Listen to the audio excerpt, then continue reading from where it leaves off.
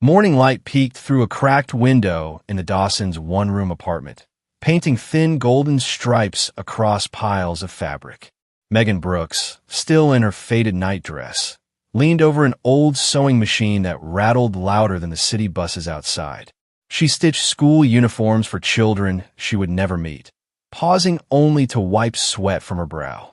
"Kaya, sweetheart, eat before it gets cold," she called, pushing a chipped plate of maize porridge toward the thin mattress on the floor. 12-year-old Kaya Dawson sat cross-legged, dark eyes bright despite the steam fogging her glasses. "I'm not very hungry, Mama Meg," she said. Her voice was small, but musical, every word spilling out like the first note of song. Megan's smile was tired yet warm. "We agreed. Brains need breakfast, and musicians need brains." She held up her little finger. "Promise?" Kaya giggled and linked pinkies. "Promise." She spooned the porridge, humming random notes. They slipped into the cramped morning rhythm, sewing needle tapping, kettle whistling, distant car horns, and Kaya's soft hum rising above it all. The difficult decision.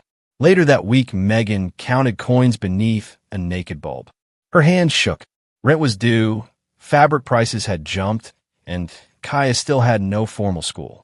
Across the room, Kaya practiced scales on a plastic recorder the church had lent her. The simple melody carried a strange beauty that made Megan look up, heart aching with both pride and fear. "I heard the church academy still has one free spot," Megan whispered to herself, fingering a small purse of coins, their emergency fund. Tuition was pay what you can, but even that felt impossible. Yet every note Kaya produced seemed to whisper or try. That Sunday, after service, Megan approached the Music Academy notice board. A tall woman in a blue headscarf, Sister Angela, noticed her hesitation. "You're Kaya's mother, right? The girl who hums while waiting in line?" the nun asked kindly. "Foster mother," Megan corrected, embarrassed. "But yes." Sister Angela's eyes softened. "We want her. Pay whatever you can. The Lord supplies the balance." Megan pressed both hands to her mouth, tears stinging. "Thank you. I'll bring her tomorrow." First meeting with the violin. The academy occupied 3 repurposed classrooms behind the church. Metal chairs screeched on concrete floors, and walls displayed faded posters of choirs and trumpets. On Kaya's first day, Sister Angela lined students in front of a long table of instruments: drums, keyboards, flutes, and, almost hidden at one end, a single worn violin. "Choose the instrument that calls your name," Sister Angela said. Most children ran to the shiny keyboard or the loud drum set. Kaya tiptoed to the violin like it was a sleeping baby bird. She lifted it. The wood, though scratched, felt alive under her fingers. Sister Angela raised an eyebrow. "Have you played before?" Kaya shook her head. "It feels familiar." The nun tightened the bow, placed it gently in Kaya's hand, and guided her through the first stroke. The note quivered, off-key, squeaky, but something shimmered beneath the rough sound like sunlight beneath water. Children paused their own noise to stare. Inside the main church hall, Liam Anthony stacked in books, finishing preparations for midweek prayer. He heard the fragile note, then another, slightly more confident, and felt an unexpected lump in his throat. "That little violin again," the janitor joked. Liam smiled softly. "No, that's something new. Rapid growth." Weeks passed. Every afternoon, Kaya walked from the academy to Megan's tiny workspace, balancing the violin case like a treasure chest. Megan paused her sewing to listen as Kaya practiced near the window. Neighbors slowing on the stairwell often whispered, "Who is playing up there?" One rainy evening, Megan confessed her worries. "What if I can't keep paying even the small fee?" she asked, watching Kaya wipe rosin dust from her bow. Kaya put the violin down and wrapped thin arms around her foster mother. "I will play so well that somebody will pay for me," she whispered. The invitation to play. The church announced a special Sunday service for families. Sister Angela asked Kaya to perform the responsorial psalm, "The Lord is my shepherd," on solo violin before the final hymn. Kaya's knees wobbled. "What if I squeak?" she whispered to Megan during supper. "Then squeak bravely," Megan said, braiding Kaya's hair. "Courage is not the absence of squeaks. It is playing through them. They laughed until the candle sputtered out. Sunday morning nerves. Sunlight poured through stained glass windows as worshippers filled the pews. Children waved palm leaves. Elders adjusted spectacles. Liam stood near the choir loft, clipboard in hand. His employer, Mr. Sinclair, liked reports on community events, so Liam often volunteered here. Behind a curtain, Kaya gripped her violin. Her best dress was actually Megan's altered blouse, cinched short and tied with ribbon, but she held her head high. Sister Angela knelt beside her. "Remember," the nun whispered, "the psalm already lives inside people's hearts. You're just unlocking it." Kaya nodded, stepped forward, and the curtain parted. The performance. She placed the violin beneath her chin. The first note floated into the high rafters, pure, clean, nothing of the earlier squeaks left. Silence swept the church. Even restless babies quieted. Kaya closed her eyes, bow moving like gentle waves. Her melody painted still waters, green pastures, a shepherd's steady hand. Halfway through, tears slid down Megan's cheeks. A man in the front row removed his hat. An old woman whispered, "Thank you, God." When the final note faded, the congregation did not clap right away. They simply breathed out in awe, as if waking from a beautiful dream. Then applause erupted. Hands, tambourines, even the deep boom of a nearby drum. Kaya's eyes widened, and she gave a shy bow. After the service, in the courtyard, worshippers surrounded Kaya and Megan. Someone pressed plantain chips into Kaya's hands. Another slipped a crumpled note that said, "Keep shining." Liam approached last, removing his suit jacket despite the heat. "That was extraordinary," he said. "I'm Liam. I handle community outreach for a private foundation." Megan hugged her threadbare purse close. "Thank you, sir." She practices hard. Liam glanced at Kaya. "Would you like a better violin? We donate instruments to young talents." Kaya's mouth fell open. Megan stepped in. "That sounds like a miracle, but we don't take charity lightly." "Think of it as investment," Liam replied with a warm grin. "I'll arrange a proper lesson with a professional teacher, no charge. Talk it over. Here's my card." He pressed a simple white card into Megan's hand.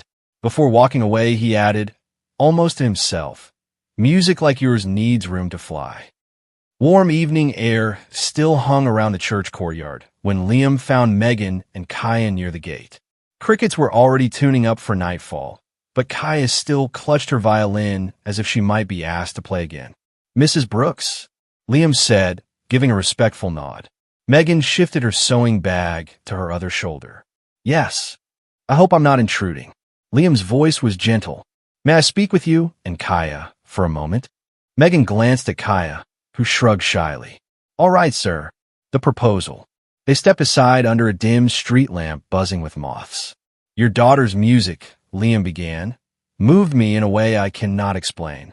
"Foster daughter," Megan corrected as before, though her tone carried less apology this time. "But I love her like my own." Liam smiled. "Love is thicker than paperwork, I believe. Listen, I work for Mr. Jeffrey Sinclair. Perhaps you've heard the name?" Megan's eyes widened. "The business tycoon? Retire now. He battles severe Parkinson's disease," Liam said. "His hands tremble, and some days even words fail him. Doctors suggested music therapy, but nothing clicked until I heard Kaya today." He faced the girl. "Your gift might bring him peace." Kaya swallowed. "You want me to play for him?" "Yes. We would arrange weekend visits. Transportation, meals, everything covered. Mr. Sinclair is not dangerous, only ill and lonely." Megan bit her lip. "Why us? We are poor people. Rich mansions have grand pianists, not children with borrowed violins. Great music comes from great hearts, not great wallets," Liam answered. "Think about it. I could pick you both up this Saturday morning." He handed Megan a second card, this one embossed with Sinclair Hill Estate. "Call me if you have questions. There is modest payment, too. It could help with expenses." The word payment made Megan stiffen, pride flaring. But Kaya placed a hand on her sleeve.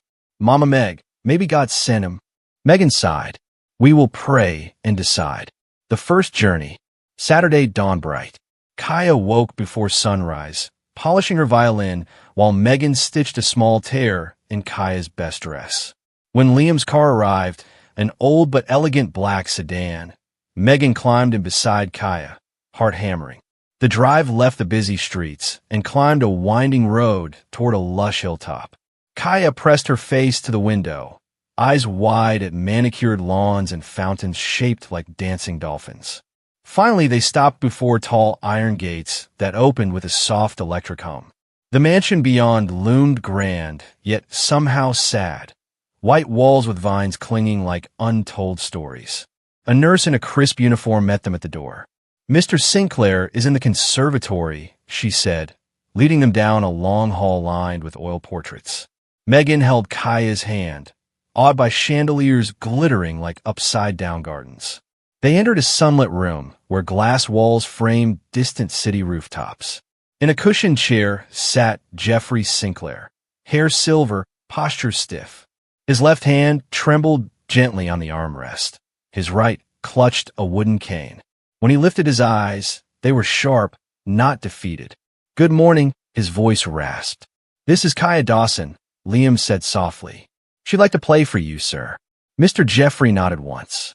His expression revealed neither excitement nor disdain, only exhaustion. The first notes in the mansion. Kaya stepped forward, unfolded her violin stand, and took a deep breath. She chose a simple lullaby, something she often hummed while Megan cooked. The first note slipped into the high ceiling, soft and steady. Mr. Jeffrey closed his eyes. The melody grew, filling sunbeams with warmth. Megan watched Mr. Jeffrey's shoulders lower, the deep line between his brows loosening. By the final note, his trembling hand had grown noticeably still. Silence lingered a moment before he opened his eyes. Again, he whispered. So Kaya played again. And again. Birds outside joined, chirping through the glass. When she finally rested, Mr. Jeffrey spoke in a voice gentler than before. "That song. My mother sang it when I had nightmares. Where did you learn it?" Kaya shrugged. It just felt right. He gazed at her strangely, then turned away. "Thank you." Regular visits. Weekend after weekend, Liam's sedan returned to the one-room apartment, always greeted by Kaya's eager smile and Megan's cautious nod. In the mansion, servants whispered about the little violinist who made the floors breathe. Sometimes Kaya played classical pieces Sister Angela had taught. Other times she improvised, weaving Nigerian folk tunes into soaring scales. Mr. Jeffrey began inviting her to choose songs from his dusty vinyl collection. He would gesture with his cane at heavy shelves, and Kaya would draw out forgotten sheet music like hidden treasure. Between sets, Megan and Liam sipped tea in the library. Megan now accepted the stipend, tucking each envelope into a cookie tin marked school fund. "What changed your mind?" Liam asked one day. "I saw color return to his cheeks," she replied. "Money is no sin when earned through kindness." Stories from a fading voice. As trust grew, Mr. Jeffrey spoke more. During short breaks, he told Kaya about his youth. Playing piano in Paris, building companies across Africa, falling in love with a spirited singer named Victoria Harris. "She called me stiff until I learned to dance," he chuckled once, a sound that surprised everyone in the room. Then sadness clouded his face. "But I disappointed her. My ambition poisoned our joy." Kaya quietly tuned her strings, sensing wounds beneath the words. "Victoria left without a goodbye," he continued. "I heard rumors she had a child, but she never wrote." Kaya paused, while hovering. "Did you try to find them?" "I searched for years." His hand shook again. Too many doors closed. Too much time lost. He drifted into silence, eyes fixed on the distant city skyline. The fall. Late one Saturday afternoon, after a lively rendition of Ave Maria, Kaya asked if she could explore the rose garden she glimpsed through the conservatory doors. Liam escorted her outside, while Megan chatted with the nurse. The garden paths were slick with recent rain. Kaya twirled, pretending her violin bow was a conductor's wand. Suddenly her shoe slipped on mossy stone. She toppled sideways, scraping her elbow against a carved bench. "Ow!" She sat up, wincing at the trickle of blood. Liam, alarmed, supported her back inside. In the foyer they met Mr. Jeffrey, who had grown restless and attempted a slow walk with his cane. "What happened?" he asked, voice tight with concern. "She fell, sir," Liam said. "Bring her to the study." He turned and led them, steps deliberate but determined. The birthmark revelation. Mr. Jeffrey opened a small first aid box with unsteady hands, so Kaya guided her own arm under the warm desk lamp. As he dabbed antiseptic, his gaze drifted to a pale crescent birthmark just below her elbow. His breath caught. The cotton ball froze midair. Liam noticed. "Sir." Mr. Jeffrey's eyes filled with moisture he rarely allowed. "This mark," he whispered. With trembling fingers, he traced the outline, half-moon and delicate. "Exactly like Victoria's baby. She showed me the ultrasound photo before she left. A crescent shadow on the tiny arm." He swallowed hard. "I never forgot." Kaya watched, puzzled. "Is it special?" "It is to me." His voice cracked. "What is your full name, child?" "Kaya." "Kaya, it's Dawson." She glanced at Megan, who had just entered and now stood frozen in the doorway. "Your mother? Do you know her name?" Mr. Jeffrey asked. Kaya shook her head. "I'm adopted. They said my mother died when I was very little. Foster care gave me the surname Dawson." Pain and hope warred across Mr. Jeffrey's face. "And your age?" 12. He closed his eyes, lips moving in silent calculation. When he opened them, tears spilled freely. 12 years since Victoria vanished, he murmured. "My God, could it be?" Megan hurried forward. "Sir, what are you saying?" "Mrs. Brooks," he said, voice trembling like fragile glass. "I believe, no, I feel this child is my daughter, my blood." His shaking hand reached toward Kaya's. The music, the mark. It cannot be coincidence. The room fell silent but for the ticking of an ornate clock. Megan's mind raced through every orphan file, every unanswered question about Kaya's past. Liam swallowed, stunned at the unfolding miracle. Kaya looked at Mr. Jeffrey's moist eyes and gently placed her uninjured hand over his. "If it is true," she whispered, "then maybe the music was leading us back together." Mr. Jeffrey let out a shaky laugh that sounded like both joy and sorrow. "Your music has done more than soothe me. It has returned my heart." Megan wiped her own tears. "Then we must find the truth." Liam nodded, eyes shining. "I will contact the records office first thing Monday." Kaya smiled, small, hopeful, glowing like the first note of a new song. In the fading afternoon light, the grand mansion no longer felt lonely. It felt like a stage set for a family long divided, now tuning up for their first harmony. Night wrapped Sinclair Hill Estate in velvet silence, broken only by a lonely owl and the faint hum of security lights. Jeffrey Sinclair sat alone in his paneled study, fingers trembling worse than usual. On the mahogany desk lay a sealed envelope from a private laboratory. He had delayed opening it all afternoon, yet the paper seemed to throb with truth. He slipped a silver letter opener beneath the flap and unfolded the single sheet. Probability of paternity, 99.9999%. The page blurred. Jeffrey pressed a shaking hand to his mouth, grief and wonder crashing together like storm waves. "My child," he whispered. "All these years." A father's midnight call. At dawn, Liam found Jeffrey still seated, eyes red. "Sir, you should rest," he urged. "No rest. Only answers," Jeffrey replied, voice raw. "Ask Mrs. Brooks to visit this evening. I must speak with her privately." Liam nodded, worry etched across his face. Megan's reluctant arrival. Megan arrived just after sunset, clutching the same purse she had carried on her first visit. Kaya stayed home with Sister Angela, practicing scales. Under sparkling chandeliers, Megan followed Liam to a quiet drawing room. Jeffrey awaited in a high-backed chair, envelope on his lap. "Good evening, Mr. Sinclair," Megan greeted shakily. "Is Kaya all right?" "She's safe," Jeffrey answered, gesturing for her to sit. "Megan, I owe you respect, so I will speak plainly." He placed a lab sheet on a small table between them. "This is a DNA report. It says Kaya is my biological daughter." Megan's breath caught. You tested her?" "I took a single hair from her comb. I had to know." His tone softened. "Please, tell me everything." Tears pricked Megan's eyes, both hurt and relief flowing out. I never meant to hide the truth. I simply didn't know it. Megan's story. She folded her hands like a child at confession. 12 years ago, I volunteered weekends in the children's ward of Hope General.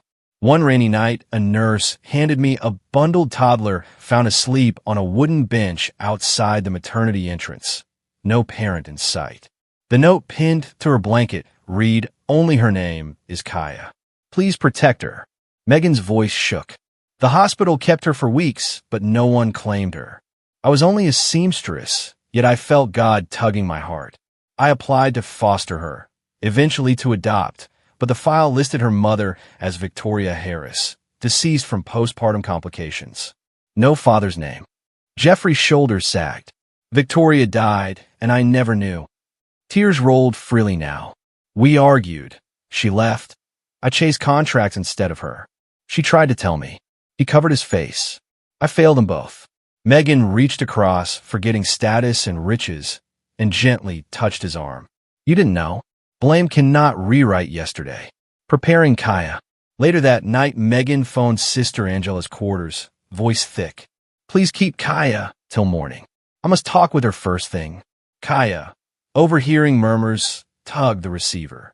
Mama Meg, what's wrong? Nothing bad, my love. But tomorrow we'll have an important talk.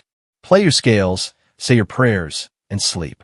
Okay, Kaya replied, though questions flickered in her eyes. Mother and daughter conversation. At dawn, the church bell tolled, soft and slow.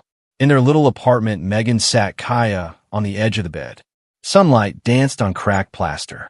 Kaya, remember I promised honesty? Kaya nodded, hugging her violin case.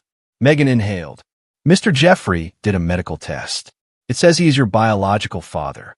Silence ballooned. Kaya's mouth parted, but no sound emerged. You once asked why your skin tone matches neither mine nor Sister Angela's. Megan continued gently. Now we know. Kaya rubbed the crescent birthmark on her arm, mind spinning. So, you're not my real mother? Megan's heart twisted. Blood does not decide real. I'm a mother who rocked you, but another woman, your first mother, gave you life. Her name was Victoria. She passed away when you were 2. Kaya's eyes brimmed with tears. Can I love you in him? Megan pulled her close. Love is not a pie that runs out. Your heart can stretch. The meeting. That afternoon, Liam drove them up the hill again. Kaya sat in the back seat, violin beside her. Megan squeezed her hand. Inside the mansion, Jeffrey waited near the grand piano, hands clasped to hide their tremor. When Kaya entered, he dropped the cane to open his arms, then hesitated, unsure. Kaya stepped forward slowly. Mr. Jeffrey, call me, if you wish, Dad. His voice cracked. Kaya studied his teary eyes, saw fear and longing matching her own. Dad, she whispered, tasting the word, then let herself be hugged. His arms shook, but the warmth felt steady. Megan wiped tears, half sorrowful, half joyous. A shared melody. After tea, Jeffrey invited Kaya to the piano. I played once, he said, easing onto the bench. My left hand misbehaves now, but perhaps together. Kaya nodded, lifted her violin, and waited. Jeffrey tapped out the first hesitant notes of Amazing Grace, right hand alone. Kaya slid in with a pure violin line, supporting his fragile melody. The music grew, father's piano searching, daughter's strings guiding. Servants paused in corridors. Even the garden birds seemed to hush. When they finished, Kaya smiled shyly. Jeffrey, breathless, pressed trembling fingers to the keys as if they burned with new purpose. I felt mother in the room, Kaya murmured. Jeffrey swallowed. So did I. Honest fears. Later, in the rose garden, Kaya walked beside her father while Megan chatted with Liam nearby. Jeffrey's cane clicked on stone. Are you angry that I appeared so late? He asked. Kaya shrugged, plucking a red petal. A little sad for the years we missed. But Mama Meg says tomorrow matters more than yesterday. She offered him the petal. Will you come to my first big recital next month? His eyes shone. I will sit in the front row, even if my legs protest. She giggled. Good. Megan and Jeffrey's packed. Before they left, Jeffrey faced Megan privately in the foyer. You raised her with love I cannot repay, he said. Please stay part of her life. Live here if you wish. We'll arrange schooling, music tutors, whatever she dreams. Megan shook her head softly. I will not move into palaces. She needs humble roots. But I will visit often, and I will let her soar with you. Promise me one thing. Never let power make you forget her heart. Jeffrey placed his trembling hand over his chest. I swear. They shared a quiet, respectful nod. Two parents stitched forever by the same child. Kaya's journal entry. That night back in the apartment, Kaya opened a lined notebook. Dear Diary, today I found another piece of my song. Mr. Jeffrey, Dad, looked scared but happy. I felt the same. Mama Meg says music glued us together, like threads in her dresses. I think God hid a violin inside my veins so Dad could hear me. I'm still me. I still love cartoons and Accra. Only now I have 2 homes and twice the love. Tomorrow I will write a duet for Dad, piano and violin, so our hearts can talk without words. Asterisk. She closed the book, lay back on the thin mattress, and listened to the city's distant horns merging with a soft melody in her mind, one woven from loss, new hope, and the unbreakable bond of music. As Lagos lights twinkled outside, Jeffrey sat at his piano again, practicing the duet Kaya had left in his hands. Each shaking note rang like an apology, a welcome, and a promise that the haunting truth of yesterday would become the healing harmony of tomorrow. Morning sunlight flooded the twin-story bungalow at the edge of town, a house Megan had never dreamed of owning. Polished wood floors gleamed. Curtains of soft gold fluttered in the breeze. A bow-shaped blue ribbon still hung on the gate. Jeffrey handed Megan a simple envelope. Inside are the deed, a small lifetime pension, and a savings bond for unexpected storms. You gave my daughter 12 bright years. Let me give you a roof that never leaks. Megan's eyes filled. Sir, Jeffrey, you've done too much already. He shook his head. I've barely begun to repay you. Kaya darted through the hallway, squealing as she discovered a cozy sewing studio waiting for Megan, walls lined with fabric bolts in every color. Mama Meg, look, your own workshop. Megan pressed a hand to her chest. All this for me? For us, Jeffrey corrected gently. Families share sunshine. The scholarship offer. A week later, Kaya and Megan sat in a marble lobby of the National Conservatory of Music. Students in crisp uniforms hurried past, violin cases polished like mirrors. Professor Amina Ofori, the Academy's director, greeted them with a warm smile. Kaya Dawson Sinclair, we've watched the video of you playing Amazing Grace with your father. Our board voted unanimously. Full scholarship, tuition, books, even a personal mentor. Kaya's jaw dropped. Really? Even though I'm not rich? Professor Ofori chuckled. Talent has no bank account. We just ask one favor. Never lock your gift in a golden box. Share it. Kaya glanced at Megan. I promise. The viral spark.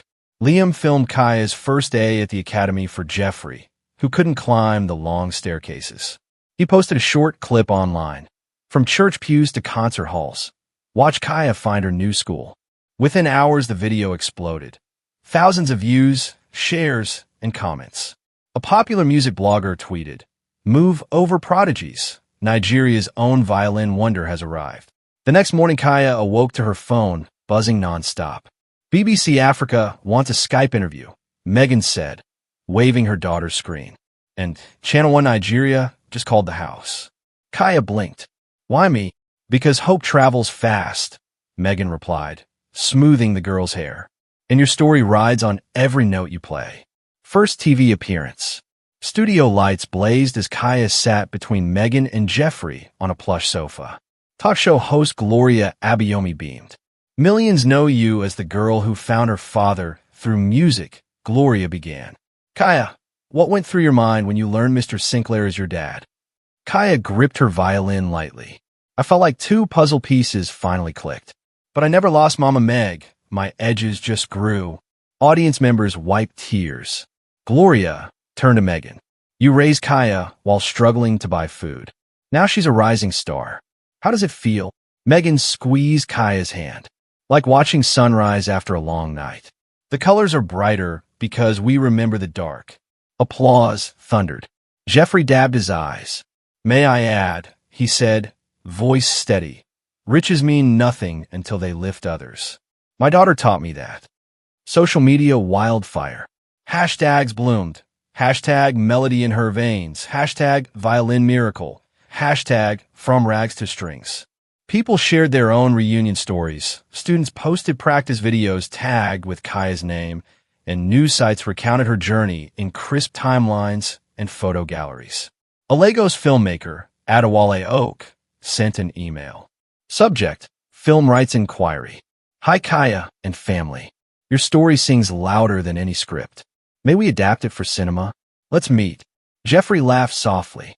"Looks like Hollywood's calling too." Kaya shrugged. "As long as the actress can actually play violin." National event debut. Soon the presidency invited Kaya to perform at Independence Day celebrations at Eagle Square, Abuja. Green-white flags rippled in the evening air. 50,000 spectators fell silent as Kaya stepped forward in a simple emerald dress. She tuned her violin, took a breath, and began an arrangement of the national anthem woven with gentle folk motifs. Soldiers stood straighter. Street vendors paused their sales. Television anchors whispered, "Listen to that vibrato." When she finished, fireworks boom-cracked overhead, reflecting in Kaya's teary eyes. Backstage, the Minister of Culture offered a handshake. "Young lady, you've reminded us that unity sounds better than division." Balancing fame and friendship. Despite flashing cameras, Kaya still returned every Wednesday to church rehearsal, wearing old jeans and sneakers. Her friends Uche and Gloria teased her. "So, Miss Superstar, still remember us ordinary mortals?" Uche joked. Kaya grinned. "Always. Want tips on shifting to third position?" They practiced until dusk, laughter echoing in the pews. The book deal. One afternoon, a literary agent, Mrs. Chitara Minsa, sat in Jeffrey's library sipping hibiscus tea. "We envision a middle-grade memoir titled The Violin That Found My Father," Chitara said. "Kaya can co-write with a journalist. Young readers need stories of resilience." Kaya considered, "Can I include practice bloopers and Mama Meg's bean cake recipe?" Chitara chuckled. "That will make it even better." Megan brushed tears. "Your life is now a lantern for others. Keep the flame kind." A gift returned. Success brought unexpected guilt. One night, Kaya sat on her new bed, scrolling through photos of the old apartment. Jeffrey knocked. "Penny for your thoughts?" "I missed the small room," Kaya confessed. "It felt safe because we had each other, not things." Jeffrey nodded. "I understand. Riches once swallowed me whole." He opened a velvet box containing a golden brooch shaped like a crescent moon. This belonged to Victoria. She wore it at her first recital. "Now I give it to you, not to show wealth, but to remind you of beginnings." Kaya pinned it to her cotton pajamas, giggling. Fancy dreams, simple heart, got it. The premiere of Melody in her veins. A year later, red carpets rolled out for Adewale Oke's film adaptation. Celebrities posed, reporters snapped photos. When the credits rolled, the audience rose in a standing ovation. Kaya's original soundtrack, recorded with a national symphony, soared through speakers. Outside the cinema, a shy teenage boy approached Kaya, violin case in hand. "I used to think music was pointless," he said, gaze earnest. "But your story, I signed up for lessons." Kaya smiled. Then my song found another echo. Closing concert.